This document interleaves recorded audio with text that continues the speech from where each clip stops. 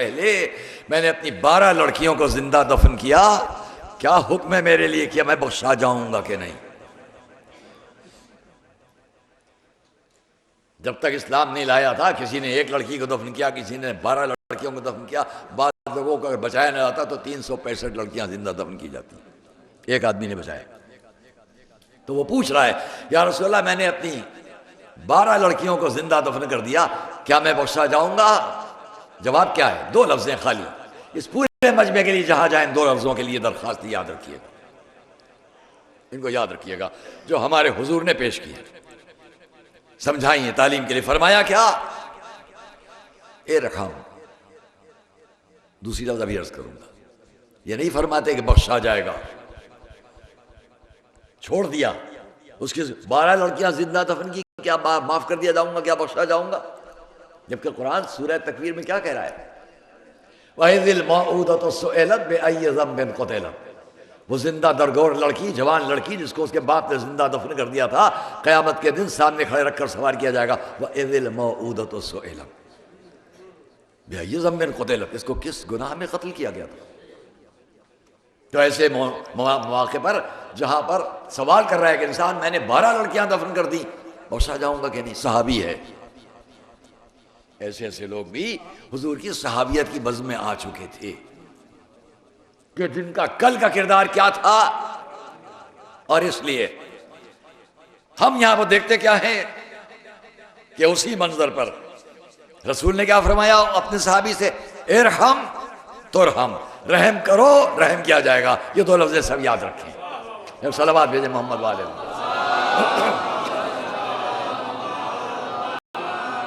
اب آئیے ہم دیکھیں میدان جنگ میں، میدان جنگ میں میں زبانی یاد رکھتا ہوں اس پورے واقعے کو، لیکن صرف اس لیے بعض مواقع پر یا ریفرنس کے لیے کتاب بھی اب ساتھ لے آتا ہوں کہ یقین ہو ان گواہیوں کے ساتھ جو سامنے کیسٹ چلتے ہیں اور سامنے سی ڈیز بنتی ہیں کہ یہ بات کتابی ہے، زبانی طور پر نہیں عرض کر رہا ہوں۔ لبڑی دے رہا، ایک صلوات بھیجیں محمد والے۔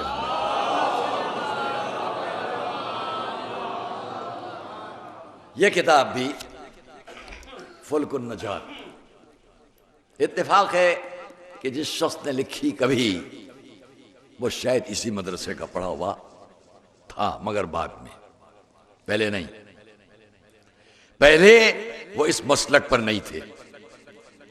جب انہوں نے یہ مسلک قبول کر لیا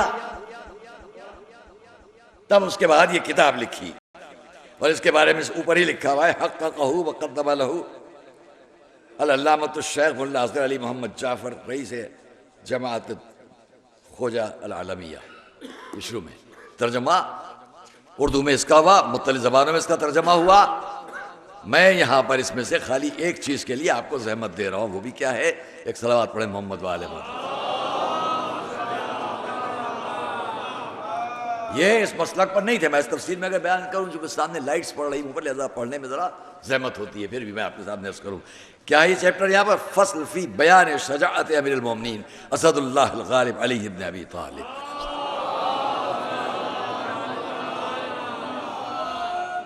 اس کو انہوں نے نقل جہاں سے کیا ہے اس کے لیے انہوں نے اس کو بیان کیا ہے۔ قد روی فی شانہ العظیم لا فتح الا علی ولا سیف الا ذوالفقار وانه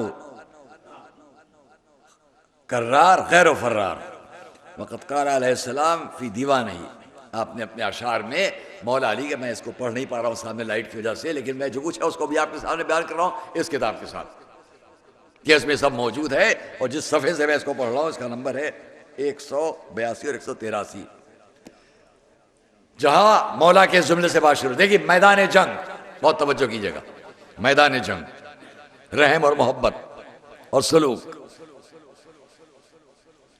مولا کے شعر سے بات شروع کی جا رہی ہے اس کتاب میں، کہ جہاں مولا فرما رہے سید الملوک ارانب وثعالب وَإِذَا رَكَبْتُ فَالصَّيْدِ الْأَبْطَالُ، بادشاہوں کے شکار کے شوق، بادشاہوں کے شکار کا شوق یا لومڑیاں ہیں یا خرگوش، لیکن جب میں گھوڑے پر سوار ہوتا ہوں تو میرا شکار بڑے بڑے سرداران عرب ہیں. صلوات محمد والے محمد پر.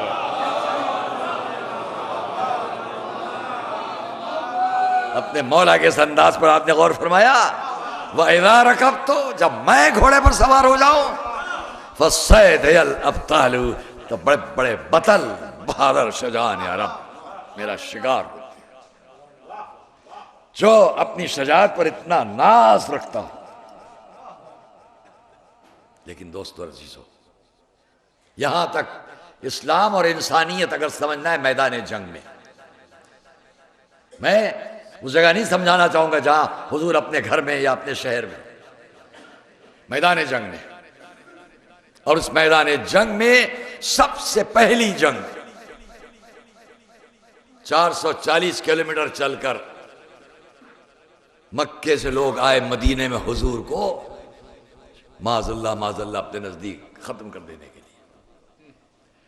لا رہا تھا اس سلسلے میں اور بھی کتابیں آپ کے سامنے، لیکن خیال ہوا کہ نہیں، آج میں اس پر آپ کے سامنے چند باتیں عرض کر کے بات کو ختم کر لوں کہ جب پہلی جنگ وہاں ہوئی تو اس کو جنگ بدر کہا گیا. اور اس جنگ بدر میں میدان جنگ میں اس کتاب میں موجود ہے، اس کو میں آپ کے سامنے عرض کر رہا ہوں. علی فرما رہے ہیں اور مختلف علماء اسلام کی کتابوں کے حوالوں کے ساتھ یہ بات ہے. میرا اور آپ کا مولا وہ خطاب فرما رہے ہیں لما کان یوم بدر، یہی عبارت ہے جو میں آپ کے سامنے اب نقل کر رہا ہوں. لما کان یوم بدر قاتلت شیئا من القتال ثم جئت صراعا الى النبی لانظر ما فعل. ایک ایک لفظ اس کتاب کی میں آپ کے سامنے نقل کر رہا ہوں. علی فرماتے ہیں جب بدر کی جنگ ہو رہی تھی، اور بدر کی جنگ کے لیے وقت اب نہیں رہ گیا عزیزان گرامی، اگر موقع رہا تو کل شاید آپ کو سامنے اس کو پیش کروں، اس لیے کہ بدر کی جنگ کے موقع پر بھی بڑے واقعات ہیں. اور یہی وجہ ہے کہ کبھی میں نے آپ کے سامنے عرض کیا ہے کہ جب میدان بدر میں مکے سے آنے والوں نے ہمارے حضور کو شرمندہ شاید کرنا چاہا، اس لیے اپنے بڑے بڑے 3 سردار بھیجے کہ ان کے مقابلے والے بھیجیے. رسول نے انصار شروع میں بھیجا تاکہ پہچان لو ہمارے یہاں کوئی فرق نہیں ہے. کہا نہیں، ہم تو اپنا ہمسر چاہتے ہیں، یہ جیسے بڑے ہم نے بھیجے ہیں اسی طرح کے آپ بھی بھیجیں. عام طور سے عرب کا قاعدہ یہ تھا کہ پہلے آمنے سامنے ایک ایک کر کے یا 2 کر کے یا 1 اور 2 اور 3 کر کے آتے تھے، اور جب ان کی جنگ ختم ہو جاتی تھی جو ایک دوسرے کو مغلوب کر لے تب پورے لشکر حملہ کرتے تھے ایک دوسرے کے اوپر. اسی قانون کے حساب سے انہوں نے آ کر جب ٹھہرے مدینے کے سامنے اور بدر کے میدان میں ٹھہرے، تب انہوں نے یہ چاہا اپنے 3 بہادروں کو میدان میں بھیجے، ان کے نام کیا ہیں؟ عتبہ، شیبہ، ولید،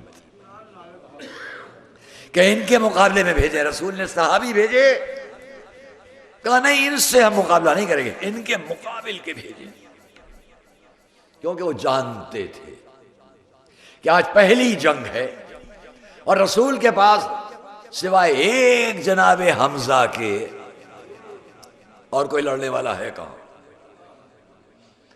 میدان جنگ میں جناب حمزہ کا نام تو ہر طرف تھا، اب اور کون ہے ان کے پاس؟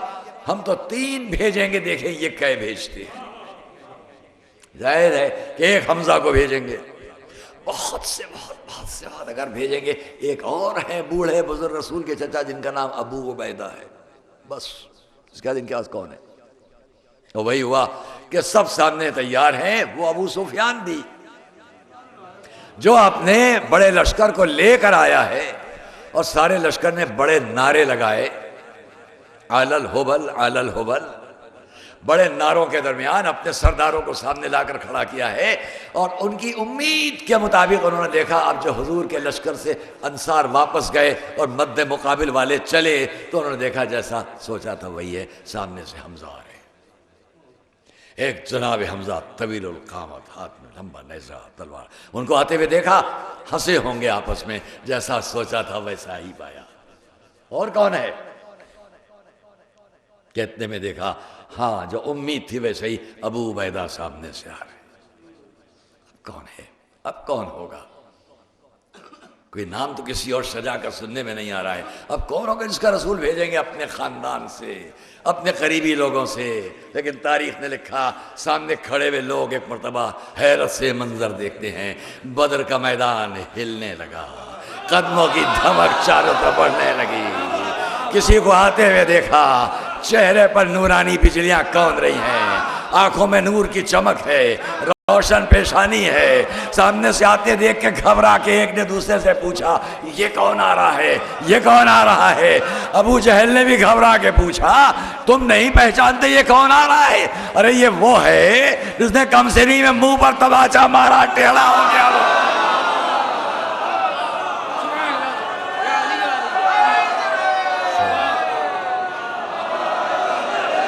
سب مل کر ایک صلوات محمد والے محمد والے. آج تک چہرہ سیدھا نہ ہوا. علی علی علی. اور یہی وہ منظر تھا کہ جس کے لیے پھر اس وقت جب میدان جنگ میں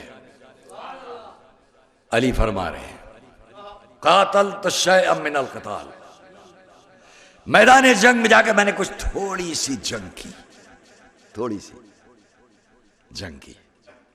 ثم جئت صراعا الى النبی لانظر ما فعل، میں بہت تیز میدان جنگ سے پلٹ کر آیا.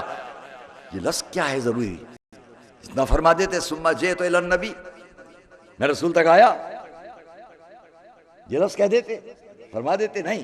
جئت صراعا، بہت سرعت بہت تیزی کے ساتھ میں چل کر واپس آیا اپنے نبی کی طرف یہ دیکھنے کے لیے کہ کیا کر رہے ہیں. فَإِذًا هُوَ سَاجِدٌ یقول یا حی یا قیوم یا حی یا قیوم. اور میں نے آ کر کیا دیکھا؟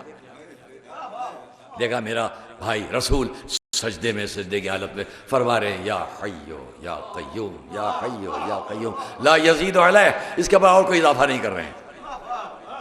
فرماتے ہیں ثم رجعت الی القتال، میں پھر میدان جنگ میں پلٹ کر گیا، پھر کچھ دیر جنگ کی. ثم جئت الی النبی لانظر، پھر میں ان تک آیا واپس کہ اب کیا کر رہے ہیں. وَيَقُولُ هَكَذَا، وہ ویسے ہی فرما رہے تھے جو فرما رہے تھے. فرماتے ہیں پھر میں میدان جنگ کی طرف گیا. ثم رجعت للقتال، میں پھر آیا میدان جنگ میں جنگ کرنے کے لیے. ثم جئت الی النبی، پھر پلٹ کر آیا اپنے نبی کی طرف کہ اب کیا کر رہے ہیں. دیکھا اب بھی وہ یہی کر رہے ہیں. آپ نے جملے سن لیے. یہ علی کا میدان جنگ میں 3 دفعہ جانا اور اپنے نبی تک واپس آنا کیوں ہے؟ اگر کم سے کم اسی بات کو ہم ٹھیک سے سمجھ لیں تو پہچان لیں گے کہ میدان جنگ میں علی کے لیے تلوار چلانا اہم نہیں تھا جتنا اپنے بھائی کی محبت کو پہچاننا.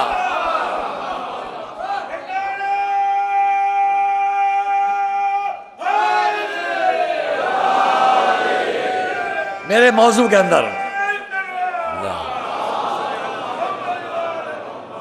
اندر رہنے کے لیے آخری بات عرض کرنا چاہتا ہوں کہ کیا ہوا. فرماتے ہیں یہاں تک کہ پھر واپس آیا اور میں نے دیکھا رسول وہی فرما رہے ہیں یا حی یا قیوم. اب یہاں فرماتے ہیں حتی فتح اللہ علیہ، یہ جملہ بڑا قیمتی ہے. یہاں تک کہ اللہ نے انہیں فتح عطا کی. میں جہاں تک یہ میری آواز جاتی ہو سارے عالم اسلام سے کہوں گا جو میدان جنگ کو اس طرح کھیل کا میدان بنائے ہوئے ہو، یہ جانا یہ آنا یہ جانا یہ آنا. اب یہ بتلاؤ کہ میدان بدر جس کے ذریعے فتح ہو گیا وہ واپس آ کر یہ نہیں کہتا کہ آخر کو تم نے دیکھا کہ میری تلوار نے کس طرح سب کو شکست کا منہ دکھلایا اور اسلام کو فتح کا چہرہ دکھلایا. وہ یہ نہیں کہتا، بلکہ کیا فرماتے ہیں کہ رسول اب بھی سجدے میں یا حی یا قیوم، یہاں تک کہ اللہ نے ان کو فتح عطا کر دی. علی کا ظرف یہ ہے کہ فتح اپنی تلوار سے منسوب نہیں کرتے بلکہ اپنے بھائی کے سجدے سے منسوب کرتے ہیں. صلوات محمد والے محمد. دنیا پہچانے اور یہاں دنیا یہ بھی سمجھ لے کہ جہاں علی تلوار چلا رہے ہیں وہاں کیوں نہیں یہ منظر ہے کہ اسلامی لشکر کے سب سے بڑے سردار کون ہیں؟ ہمارے حضور. تاریخ کو منظر تو یہ پیش کرنا چاہیے تھا کہ اگر اوروں کے ہاتھوں میں تلواریں تھیں تو رسول کے ہاتھ میں بھی تلوار ہوتی، لیکن تلوار کے بجائے زمین پر پورا وقت جنگ کا یا حیو یا قیوم کہہ کر گزار دینا یہ بتلا رہا ہے کہ اسلام میں تلوار اگر میدان جنگ میں بھی چل رہی ہے تو واسطہ اس کا دیا جا رہا ہے جو زندگی دینے والا ہے اور جو انسان کو طاقت دینے والا ہے۔ گویا بتلا رہے ہیں کہ میدان جنگ میں بھی میری تلوار اور میرے ساتھیوں کی تلوار جنگ کو فتح کرنے کے لیے نہیں ہے بلکہ زندگی عطا کرنے کے لیے۔ ایک صلوات محمد والے محمد، زندگی۔ اور اس لیے تلوار کو کریڈٹ نہیں جا رہا ہے، کریڈٹ تلوار کو نہیں ہے، رسول کے سجدے کو ہے۔ اور اسی لیے پھر مولا فرماتے ہیں فلما ہزم اعداء اللہ، یہ اسی کتاب میں دوسری جگہ ہے، فلما ہزم اعداء اللہ، جب اللہ کے دشمنوں کو شکست ہو گئی تو اب کیا ہوا؟ رسول نے مجھے خوشی میں اپنے گھوڑے پر بٹھایا۔ بات ختم ہو گئی عزیزان گرامی۔ بدر کا انعام رسول نے علی کو کیا دیا؟ جنگ تم نے جیتی ہے، یہ گھوڑا میرا ہے، اس پر اب تم بیٹھو۔ معلوم ہے جب بھی رسول خوش ہوتے تھے علی سے تو کوئی نہ کوئی بلندی والی بات سامنے آتی تھی، کبھی بستر پر سلایا، کبھی دوش پر چڑھایا، کبھی گھوڑے پر بٹھایا، کبھی مسند پر لیا، اور کبھی میدان غدیر آیا تو ہاتھوں بولند کیا من کنت فعلا۔ صلوات محمد والے محمد۔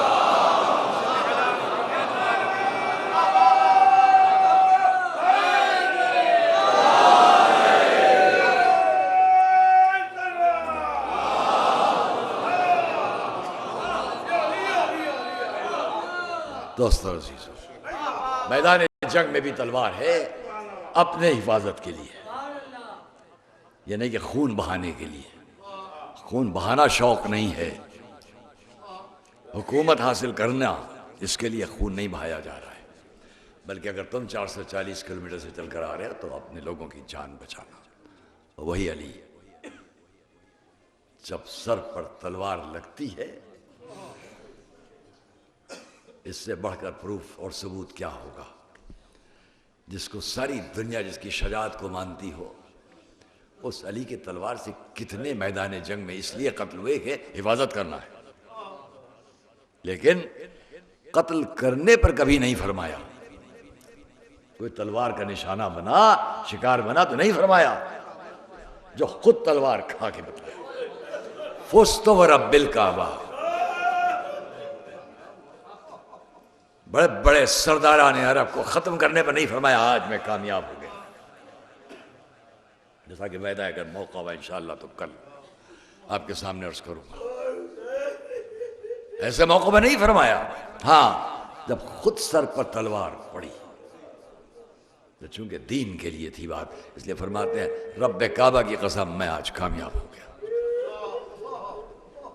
ہاں دوستو، اور یہی وہ بات ہے کہ جو اہل بیت اطہار سے سیکھنے کو ملتی ہے، کہ ساری دنیا اس بات کو سمجھے کہ اسلام کا مشن اور مقصد انسانیت کی حفاظت ہے، رحم اور محبت کے جذبے کے ساتھ۔ یہی وجہ ہے کہ ہم دیکھتے ہیں کہ جب میرا اور آپ کا آقا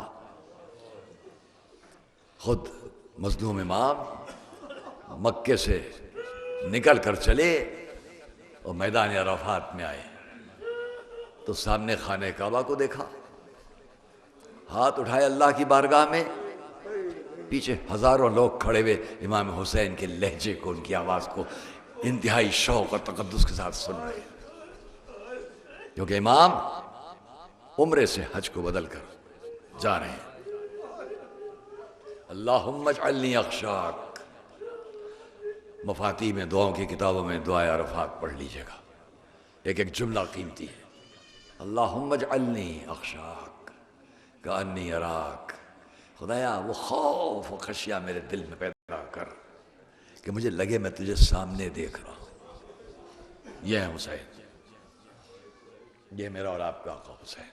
اور یہی وجہ ہے کہ جو جذبہ اہل بیت اطہار کے پاس تھا وہی اس گھر کے ایک ایک بچے کے پاس تھا۔ میدان جنگ میں جب امام پوچھ لے اپنے ایک بھتیجے سے، بیٹا یہ بتلاؤ کہ جنگ موت تمہارے نزدیک کیسی ہے؟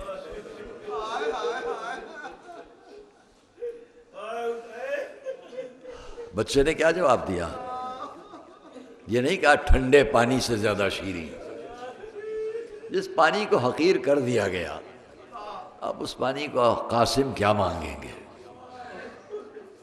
اس کا یاد کرنا، اس کا ذکر بھی نہیں، بلکہ اتنا جواب دیا احلا من الاصل، چچا شہد سے زیادہ شیریں۔ وہ قاسم جو شہد سے زیادہ شیریں موت کو کہہ رہے ہو، جس نے کم سنی سے منظر کیا دیکھا ایک ایسے وقت کہ جب اجازت میدان میں جانے کی نہیں مل رہی ہے، بار بار آتے ہیں چچا مجھے بھی میدان میں جانے کی اجازت دو، ہر دفعہ امام روک دیتے ہیں، بیٹا تم میرے مرحوم بھائی کی یادگار، میرے بھائی کی یادگار میں تمہیں کیسے جانے دوں؟ صاحبہ نے مقاتل لکھا ہے اس بات کو، جو ابھی آپ کے سامنے عرض کروں گا کہ امام حسن کو یاد کر کے میدان کربلا میں امام حسین کس وقت رو دیے، میرے اور آپ کے مظلوم امام کی آنکھوں میں آنسو آ گئے۔ وہ کون سا وقت ہے جب قاسم کو کسی طرح اجازت نہیں مل رہی ہے، آئے ایک گوشے میں آ کر بیٹھ گئے، آنکھوں میں آنسو ہیں، نم ہیں آنکھیں، کیسے اجازت لوں؟ ایک ایک لاشا آ رہا ہے، ایک ایک میدان جنگ میں جا کے جنگ کر رہا ہے، مجھے اجازت نہیں ملتی۔ میں سمجھتا ہوں اس عالم تصور میں ماضی کی طرف ذہن گیا، اور ماضی کی طرف ذہن جاتے جاتے دیکھا ایک منظر کہ بابا بیماری کے بستر پر لیٹے ہوئے ہیں، اہل حرم چاروں طرف سے گھیرے ہوئے ہیں، بار بار کچھ خون منہ سے اگلتے ہیں، سامنے ایک تشت میں جمع ہوتا ہے کہ اتنے میں آواز آئی کہ بہن زینب دیکھنے آ رہی۔ امام حسن نے آواز دی اس تشت کو سامنے سے ہٹا دیا جائے، کہیں زینب کی نظر نہ پڑ جائے۔ آہستہ آہستہ وہ وقت آیا کہ ایک ایک کو قریب بلا کر ایک کا ہاتھ دوسرے کے ہاتھ میں، ایک کا ہاتھ دوسرے کے ہاتھ میں نصیحت کرنا شروع کی، یہاں تک کہ اپنے کم سن بیٹے جناب قاسم کو بلایا، ایک تحریر دے کر کہا اسے تعویذ کی طرح رکھنا، جب سخت وقت آئے تو پڑھ لینا۔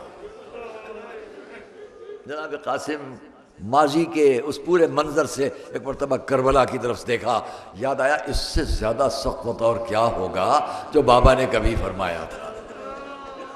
تعویذ کو کھولا، پڑھا، عبارت تھی یا بنی اذا اتیت مع امک الحسین بکربلا وقد احاطت بہ الاعداء، بیٹا جب کبھی تم اپنے چچا حسین کے ساتھ کربلا پہنچنا اور دیکھنا کہ دشمنوں نے انہیں گھیر لیا ہے تو نصرت میں کوئی کمی نہ کرنا۔ بھئی یہ جو پڑھا تو پڑھتا چہرے پر خوشی کی سرخی آئی، لے کر خط کو سیدھے اپنے چچا کی خدمت میں آئے، دست ادب جوڑ کر سامنے کھڑے ہو گئے، ہاتھ پر ادب سے خط کو رکھ کے پیش کیا۔ امام حسین نے دیکھا اپنے بھتیجے کو، خط کو لیا، لے کر اب جو کھول کر پڑھا، مدتوں کے بعد اپنے بھائی کی تحریر کو دیکھا۔ یہیں پر صاحبان مقاتل لکھتے ہیں کہ ایک موقع ایسا تھا کہ امیر المومنین علی میدان جنگ میں گئے ہوئے تھے اور مدتوں سے باہر تھے کہ رسول کا خط آیا، نیچے لکھا ہوا تھا بابا یہ خط اپنے نانا کی طرف سے آپ کا فرزند حسن لکھ رہا ہے۔ اور جب امام علی حضرت علی نے امام حسن کی تحریر کو دیکھا تو آنکھوں سے آنسو اس لیے جاری ہو گئے کہ مدتوں کے بعد اپنے بیٹے کی تحریر دیکھی تھی۔ اب اندازہ کیجئے گا کہ علی جیسا صابر جب مدتوں کے بعد امام حسن کی تحریر دیکھ لے تو آنکھوں سے آنسو بہیں۔ کربلا کے ایسے سخت میدان میں امام حسین نے اپنے بھائی کی تحریر جو دیکھی تو ایک مرتبہ تڑپ اٹھے، بے چین ہوئے، بڑھ کر قاسم کو سینے سے لگا لیا اور تاریخ نے لکھا چچا بھتیجے نے مل کر رونا شروع کیا، اتنا روئے کہ راوی کے لفظ غشے علیہ، ایک غشی کی کیفیت طاری ہو گئی، یہاں تک کہ جانے کی اجازت تو دی گئی میدان جنگ میں، لیکن ایک انداز اختیار کیا امام حسین نے، بلایا قاسم کو، پہلے خود سجایا، سامنے گریبان کے 2 حصے کر دیے، سر کے اوپر حمامے کے تحت الحلق کے 2 حصے کیے تاکہ دنیا سمجھ لے یہ جو آ رہا ہے یہ ایک یتیم بچہ ہے، جو عرب کا قاعدہ تھا ایسا بنا دو جس سے دنیا پہچان جائے کہ ہاں اس کے سر پر اس کا بابا نہیں ہے۔ قاسم میدان جنگ کی طرف چلے. مجھے اس کے آگے نہیں عرض کرنا ہے کہ جنگ کرتے کرتے آگے بڑھے, حملہ کیا, ایک صف کو توڑا, دوسری صف پر گئے, اس کو توڑا, آگے بڑھے, جنگ کرتے جاتے ہیں, پیچھے صفیں بند ہوتی جاتی ہیں, صفیں بند ہوتی یہاں تک کہ جب 7 صفیں پار کر کے قاسم جا چکے, پیچھے ساری صفیں بند ہو گئی. اسی عالم میں ایک شخص بڑھتا ہے. میں تفصیل سے جنگ کو نہیں پیش کروں گا, میں اتنا کہوں کہ قاسم کے پشت پر وار ہوا, سینے پر وار ہوا, پیشانی پر تیر لگا. اسی عالم میں جب ڈگمگائے گھوڑے پر تو آواز دی, چچا مدد کو آئے. حسین نے قاسم کی آواز سنی, گھوڑے کو مقتل کی طرف بڑھایا. اب جو آگے بڑھے, بھاگتی ہوئی فوجیں, دوڑتے ہوئے گھوڑے, اس درمیان قاسم کی آواز, اے چچا مدد کو آئے, اے چچا مدد کو آئے. ایک مرتبہ حسین قریب پہنچے, دیکھا قاسم زمین پر اس عالم میں لیٹے ہوئے ہیں کہ پیروں سے ایڑیاں رگڑ رہے ہیں. اٹھایا, سینے سے لگایا. ایک عجب فقرہ امام نے فرمایا, بیٹا تیرے چچا پر بڑا شاق ہے, تم نے پکارا وہ آ نہ سکا, آیا تو وقت پر نہ پہنچ سکا, پہنچا بھی تو تمہارے کسی کام نہ آ سکا. قاسم کو لے کے مقتل سے چلے. میں اتنا کہوں گا, خیموں میں ایک بیوہ ماں اپنے بچے کے انتظار میں تھی. قاسم کا لاشا خیمے میں رکھ دیا گیا. لوگوں نے دیکھا ایک چھوٹی سی بچی دوڑتی ہوئی آئی, آ کر خود کو قاسم کی لاش پر گرا دیا. یہ کوئی اور نہیں تھی, قاسم کی بہن ہے. آ کر آواز دے رہی, بھیا کیا اس طرح سے بھی کسی لاشے کو پامال کر دیا جاتا ہے؟ واہ قاسمہ, واہ قاسمہ کا ماتم سالم الذین